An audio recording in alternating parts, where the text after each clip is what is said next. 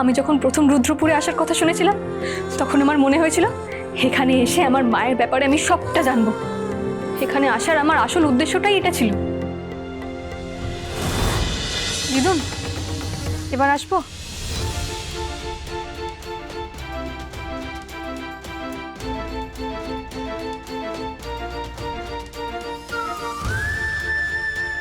আমি আসলে তোমার আশীর্বাদ নিতে চাইছিলাম, আজকের পুজোটা যেন ভালোভাবে দিতে পারি। শাওন, তোমাকে আমি বলেছিলাম না তোমাকে হুবহু আমার মায়ের মতো দেখতে, তাই তো? আমি এটা আগেও শুনেছি। নীলরতন বাবু বলেছেন, এখানে আসার পর তুমিও আমাকে বলেছো আমি আমার মায়ের প্রতিচ্ছবি। কিন্তু আমার মা কেমন সেটা আমাকে কেউ কোনোদিন বলেনি। আজ বলো না দিদুন, আমার মা কেমন ছিল, কেমন দেখতে, আমার মা কেমন স্বভাবের ছিল। আমার মা কেন আমাকে ছেড়ে চলে গেল? মা কেন এই বাড়িতেও কেন থাকে না?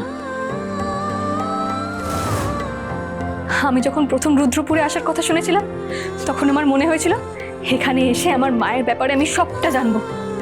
এখানে আসার আমার আসল উদ্দেশ্যটাই এটা ছিল। তাই আমি আবার রিকোয়েস্ট করছি তোমায়, আমার মায়ের ব্যাপারে সবটা বলো না।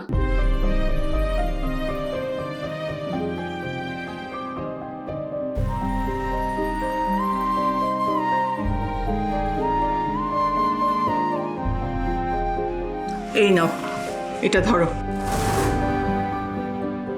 এই বাক্স তোমারই প্রাপ্য। এটা কি দিদুন? এই বাক্সটা কি আছে? সেটা পরে খুলে দেখে নিও। বুড়ি কি দিল শাওনকে?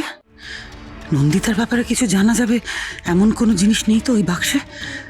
তাহলে তো ওই বাক্স আমাকে সরাতেই হবে।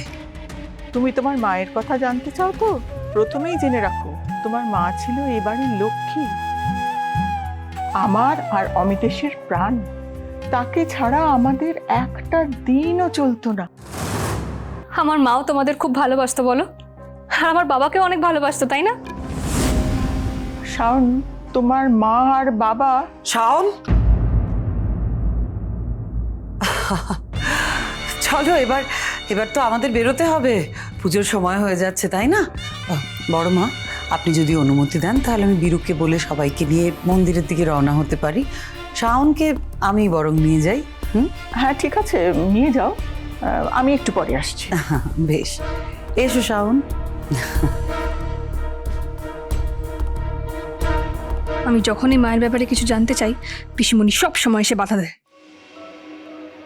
যাও রঞ্জিনী, যাও, সাহস থাকলে রুদ্রপুরে যাও, নিজের পাপের মুখোমুখি গিয়ে দাঁড়াও।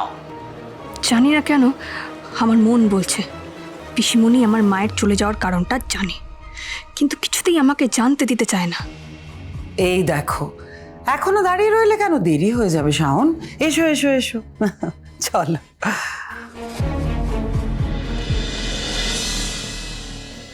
শাওন, মনে রেখো পুজো শুরুর আগে তোমাকে কিন্তু পুরোহিত মশাইয়ের সঙ্গে দেখা করতে হবে। যাও, নিচে যাও, সবাই তোমার জন্য অপেক্ষা করছে।